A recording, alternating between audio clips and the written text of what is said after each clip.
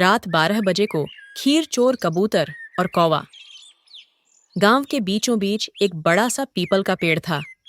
उस पेड़ पर अलग अलग पक्षियों का बसेरा था। उन्हीं में से एक कबूतर था जिसका नाम चिंटू था। चिंटू बहुत ही शरारती था। वह हमेशा अच्छे अच्छे पकवान खाने के लिए ढूंढता रहता था। एक दिन चांदनी रात खिली हुई थी। गांव वाले कोई उत्सव मना रहे थे। हर घर में खुशी का माहौल छाया हुआ था। एक बूढ़ी काकी ने पूरे गांव के लिए खीर बनाई थी और उसे ठंडा करने के लिए खुले में रख दिया। ये बात चिंटू कबूतर को पता चली। अरे वाह, खीर की खुशबू। आज काकी कितना अच्छा पकवान बनाई है। आज तो पेट भर की दावत होगी। पर अकेले मजा नहीं आएगा। क्यों ना मैं अपने सभी दोस्तों को भी बुला लूं। चिंटू ने अपने दोस्तों को भी बुला लिया, जिनमें से चहचहाती गुड़िया चिड़िया और गुस्सैल कुक्कू कौआ और चालाक टिक्की तोता। सब दोस्त इकट्ठा हो गए। चिंटू ने खीर चुराने की बात कही। चिंटू, खीर चुराना ठीक नहीं है। अगर मोहिनी काकी ने हमें देख लिया तो वो पूरे गांव वालों के सामने हमें बहुत पीटेंगी। कुक्कू कौआ चिल्लाते हुए गुड़िया को डांटने लगा। गुड़िया, अगर तुझे खीर नहीं चुरानी है तो मत चुरा, पर अपनी सलाह हमें मत दे। चुपचाप बैठी रह तू। हाँ चिंटू, तू बता क्या प्लान है खीर चुराने का।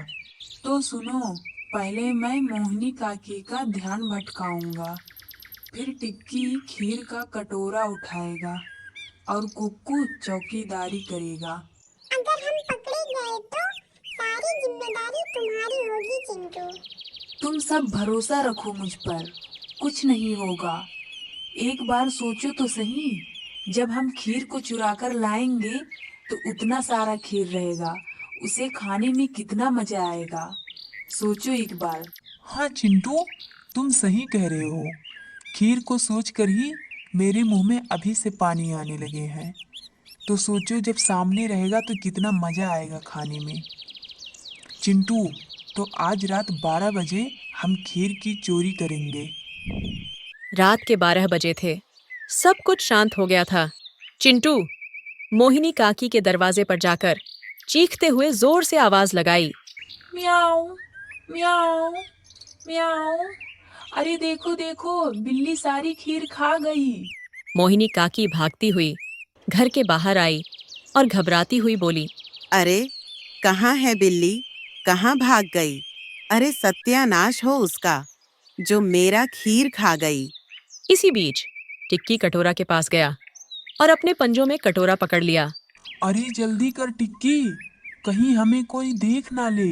लेकिन जैसे ही टिक्की कटोरा लेकर उड़ने लगा कि कटोरा उसके हाथ से गिर गया और खीर जमीन पर फैल गई। मोहिनी काकी कुछ गिरने की आवाज सुनकर तुरंत वापस अंदर आई। खीर को जमीन पर देखकर उन्हें समझ में आ गया कि यह पक्षियों की करतूत है। मोहिनी काकी गुस्से में बोली। कौन है जो मेरी खीर चुरा रहा था? मैं उसे अभी सबक सिखाऊंगी। सभी पक्षी डर के मारे चुप हो गए, लेकिन चिंटू ने अपनी गलती मान ली। वह शर्मिंदा होकर काकी के सामने आया। काकी, यह मेरी गलती है। मैं ही आपकी खीर चुराना चाहता था। आज आप इतना अच्छा पकवान बनाई थी कि इसकी खुशबू से ही मुझे बहुत तेज भूख लग गई और इसे खाने का दिल करने लगा।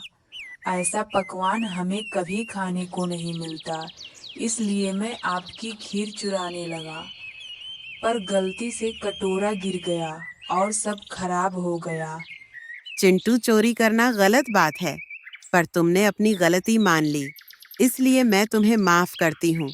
अगली बार अगर अच्छा पकवान खाने का दिल करे तो मुझसे कहना, मैं तुम्हें खाने के लिए कुछ न कुछ जरूर दूंगी।